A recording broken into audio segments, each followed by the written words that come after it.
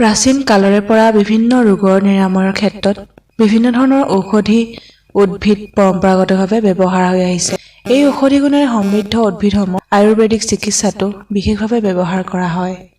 এনে এবিধ ভাৰতৰ লগতে অসমতো প্ৰচুৰ পৰিমাণে পোৱা ঔষধি গুণেৰে পৰিপুষ্ট উদ্ভিদ হৈছে ঢেকীয়া শাক। তেন্তে আহকচোন আজি আমি ঢেকীয়াৰ উপকাৰিতাৰ বিষয়ে কিছু কথা আলোচনা কৰোঁ। ঢেকীয়া শাকৰ বিভিন্ন স্বাস্থ্য সম্পৰ্কীয় লাভালাভ আছে, যেনে যকৃতৰ সংক্ৰমণ, চৰ্দি, কাহ আদিৰ পৰা আমাৰ শৰীৰক সুৰক্ষা দিয়াত ঢেকীয়াই যথেষ্ট সহায় কৰে। আমাৰ শ্বাসতন্ত্ৰ সতেজ কৰি ৰখাটো আৰু পুৰণি কাহ আৰোগ্য কৰাটো ঢেকীয়াই যথেষ্ট পৰিমাণে সহায় কৰে। এই উদ্ভিদৰ শুকান শিপাৰ পৰা তৈয়াৰ কৰা পাউডাৰে ঘাঁ আৰোগ্য কৰে আৰু এইবিধ উদ্ভিদক জণ্ডিছৰ বাবে সৰ্বশ্ৰেষ্ঠ ঔষধ বুলিও গণ্য কৰা হয়। ই বিষ আৰু জ্বৰৰ বাবেও অতি কাৰ্যকাৰী। এইবিধ শাক ডায়েবেটিছ ৰোগীৰ বাবেও বহুত ভাল। এতিয়া জানো আহক ঢেকীয়াৰ উপকাৰিতা আৰু ব্যৱহাৰৰ বিষয়ে। ঢেকীয়াই পেটৰ চৰ্বি হ্ৰাস কৰাত যথেষ্ট পৰিমাণে সহায় কৰে। ঢেকীয়া উদ্ভিদত অতি কম পৰিমাণে কেলৰি থাকে।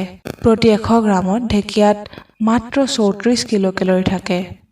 ঢেকীয়াত থকা দ্ৰৱণীয় আঁহ এক শ্ৰেষ্ঠ প্ৰাকৃতিক ভোক দমনকাৰী। ঢেকীয়াৰ এনে উপকাৰিতাৰ বাবে আপোনাৰ ওজন হ্ৰাস কৰাত ই যথেষ্ট সহায় কৰিব পাৰে। অধ্যয়নত দেখা গৈছে যে দ্ৰৱণীয় আঁহ সেৱনে শৰীৰৰ দ্বাৰা হোৱা ভোকৰ হৰম'নখিনি স্তৰ যথেষ্ট পৰিমাণে হ্ৰাস কৰে। ঢেকীয়াই সংক্ৰমণৰ বিৰুদ্ধে যুঁজিবলৈ সহায় কৰে, যিহেতু প্ৰতি 100 গ্ৰাম ঢেকীয়াত 44% ভিটামিন চি থাকে, যি এক কাৰ্যকাৰী প্ৰাকৃতিক পানী দ্ৰৱণীয় এণ্টিঅক্সিডেণ্ট, যিয়ে শৰীৰত সংক্ৰমণ বা সংক্ৰামক এজেণ্টৰ বিৰুদ্ধে প্ৰতিৰোধ ক্ষমতা বিকশিত কৰে আৰু শৰীৰত কৰ্কট ৰোগমুক্ত ৰেডিকেলছবিলাক আঁতৰ কৰে। ঢেকীয়াই ৰক্তচাপ নিয়ন্ত্ৰণতো যথেষ্ট পৰিমাণে সহায় কৰে। ঢেকীয়াত পটাছিয়ামৰ পৰিমাণ উচ্চ আৰু ছডিয়ামৰ তুলনাত 370 মিলিগ্ৰাম পটাছিয়াম থাকে। উচ্চ ৰক্তচাপ থকা লোকসকলে ঢেকীয়া শাক সেৱন কৰিলে যথেষ্ট পৰিমাণে উপকৃত হ'ব পাৰে। ঢেকীয়া মেংগানিজৰ এক উৎকৃষ্ট উৎস। ব্লাড ছুগাৰ আৰু থাইৰয়ডৰ কাৰ্য নিয়ন্ত্ৰণ কৰাত সহায় কৰা বহুতো এনজাইমৰ বাবে মেংগানিজ অত্যাৱশ্যকীয়। প্ৰায় 100 গ্ৰাম ঢেকীয়াত 26% মেংগানিজ থাকে। মেংগানিজৰ অভাৱবোৰ ক্ষতিগ্ৰস্ত উৰ্বৰতা অৰ্থাৎ ডেমেজ ফাৰ্টিলিটি, বিকাশৰ মন্থৰতা শ্ল' গ্ৰোথ, জন্মগত বিকলাংগতা কনজেনিটেল ডিজেবিলিটি আৰু সাধাৰণ দুৰ্বলতা ইউজুৱেল উইকনেছৰ সৈতে সম্পৰ্কিত হ'ব পাৰে। ঢেকীয়াই লোহিত ৰক্তকণিকা বৃদ্ধি কৰাত যথেষ্ট পৰিমাণে সহায় কৰে। লোহ সমৃদ্ধ আহাৰ খালে আপোনাৰ শৰীৰৰ লোহিত ৰক্তকণিকাৰ উৎপাদন বৃদ্ধি হ'ব পাৰে। ঢেকীয়া হৈছে লোৰ উৎস। লোহিত ৰক্তকণিকা আৰু হিমোগ্লোবিন প্ৰস্তুত কৰিবলৈ আপোনাৰ শৰীৰৰ লো, ভিটামিন B12, ফলেট আৰু অন্যান্য পুষ্টিৰ প্ৰয়োজন, আৰু ঢেকীয়া উদ্ভিদে প্ৰায় সকলোখিনিয়ে প্ৰদান কৰে। ঢেকীয়াই চকু স্বাস্থ্যৱান কৰি ৰখাত যথেষ্ট পৰিমাণে সহায় কৰে, কিয়নো ঢেকীয়াত যথেষ্ট পৰিমাণে ভিটামিন এ আছে, আৰু এই ভিটামিন এয়ে দৃষ্টিশক্তি উন্নত কৰাৰ লগতে আপোনাৰ বয়সৰ লগে লগে হোৱা কুকুৰিকণা আৰু মেকুলাৰ ডিজেনেৰেশ্যন বিকশিত হোৱাৰ পৰা প্ৰতিহত কৰে। ঢেকীয়া হৃদযন্ত্ৰৰ স্বাস্থ্যৰ বাবে যথেষ্ট ভাল। অতিৰিক্ত fast food, candy, soft drinks খোৱাটো আমাৰ হাৰ্টৰ বাবে বেয়া। ঢেকীয়া উদ্ভিদ এণ্টিঅক্সিডেণ্ট আৰু কেলছিয়ামৰ দৰে খনিজ পদাৰ্থৰে সমৃদ্ধ, যি স্বাস্থ্যৱান হৃদযন্ত্ৰৰ বাবে অত্যাৱশ্যকীয়। এণ্টিঅক্সিডেণ্টযুক্ত খাদ্য ঢেকীয়া দৈনন্দিন আহাৰত অন্তৰ্ভুক্ত কৰিলে কাৰ্ডিঅ'ভাস্কুলাৰ ৰোগৰ আশংকা যথেষ্ট পৰিমাণে হ্ৰাস হ'ব পাৰে। ঢেকীয়া ছালৰ বাবেও উপকাৰী।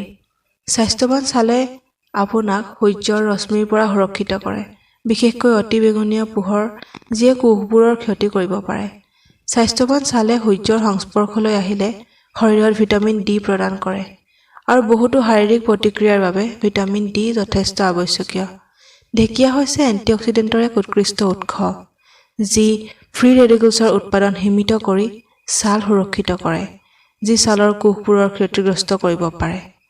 এনেদৰে ছালৰ ক্ষেত্ৰতো ঢেকীয়াৰ উপকাৰিতা দেখিবলৈ পোৱা যায়। ইয়াৰ উপৰিও ঢেকীয়াত পোৱা এণ্টিঅক্সিডেণ্ট বিটা কেৰটিনে কেইবাটাও কৰ্কট ৰোগৰ আশংকা হ্ৰাস হোৱাত যথেষ্ট পৰিমাণে সহায় কৰে। বিভিন্ন গৱেষণাত প্ৰকাশ পাইছে যে বিটা কেৰটিনে হাঁওফাঁওৰ কৰ্কট ৰোগৰ আশংকা 40% অধিক হ্ৰাস কৰে।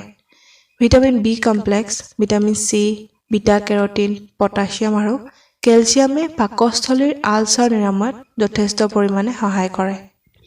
ঢেকীয়াৰ ইমানখিনি উপকাৰিতা থকাৰ উপৰিও ইয়াৰ কিছুমান ছাইড ইফেক্টটো আছে, যেনে যদি সঠিকভাৱে সিজাই লোৱা নহয় ঢেকীয়া, তেতিয়া ই স্বাস্থ্যপক্ষে অসুৰক্ষিত হ'ব পাৰে।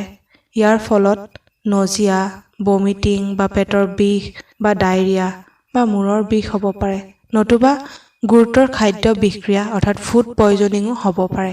সেইবাবে ব্যৱহাৰ কৰাৰ আগত ঢেকীয়া উদ্ভিদক 10-15 মিনিট বা তাতকৈ বেছি সময়লৈকে ভালদৰে সিজাই তাৰ পিছত নিয়মীয়াকৈ ব্যৱহাৰ কৰিব লাগে। আৰু ঔষধ হিচাপে ৰোগ নিৰাময়ৰ ক্ষেত্ৰত যদি ব্যৱহাৰ কৰা হয়, তেতিয়া চিকিৎসকৰ পৰামৰ্শ লোৱা উচিত। আজিৰ এই ভিডিঅ'টোত ঢেকীয়াৰ কিছু তথ্য আপোনালোকক দিবলৈ চেষ্টা কৰিলোঁ। আৰু ভিডিঅ'টো চাই কেনেকুৱা পালে জনাবলৈ নাপাহৰিব। ভিডিঅ'টো চাই যদি ভাল পালে তেন্তে এটা লাইক কৰিব, শ্বেয়াৰ কৰিব আৰু আমাৰ চেনেলটো এনেকুৱা নতুন ভিডিঅ' লৈ আপোনালোকৰ ওচৰত পুনৰ আহি আছোঁ। তেতিয়ালৈকে ধন্যবাদ।